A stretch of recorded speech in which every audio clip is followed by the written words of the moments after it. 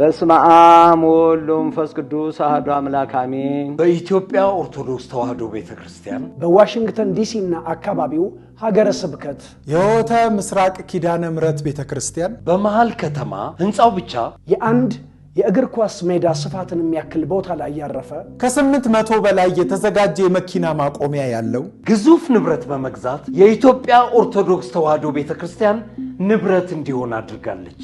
ይህ ግዙፍ ንብረት በተለይ በምዕራቡ ዓለም ለምንኖር ኦርቶዶክሳውያን ከራሳችን አልፎ ለሌሎች ዓለም አቀፍ ዜጎች ቅድስት ቤተክርስቲያናችንን እንዲያውቁ ነፍሳት እንዲጨመሩ ትልቅ ዕድልን ይፈጥራል። በውስጡ ብዙ ፕሮጀክቶች የተያዙለት ይህ ንብረት በዋናነት የቅድስት ቤተክርስቲያናችንን ተውፊትና ሥርዓት ተከትሎ ከ2000 ሰው በላይ የሚይዝ ቤተ መቅደስ፣ ሃይማኖታዊ አስተምሯችንና ባህላዊ እሴቶቻችንን ከግንዛቤ ያስገባ ከኬጂ እስከ 12ኛ ክፍል ዘመናዊ ትምህርት ቤት፣ ነገ ቤተክርስቲያናችንን የሚረከብ ተተኪ ትውልድ የሚያፈራ የመንፈሳዊ ዕውቀት ማዕከል፣ የሕፃናት ማቆያና የአረጋውያን ማረፊያ አካቷል። የአደባባይ በዓሎቻችንን በጋራ በመሰባሰብ እንድናከብር ትልቅ ዕድልን ይፈጥራል። ይህን ፕሮጀክት እውን ለማድረግ በዓለም ዙሪያ የምንገኝ ኦርቶዶክሳውያን ማርች 21 እና 22 በሚዘጋጀው የላይቭ ፈንድሬዚንግ ፕሮግራም ላይ ተሳትፈን በረከት እናገኝ። የጋራ ሀብታችንን ለአገልግሎት እናብቃ።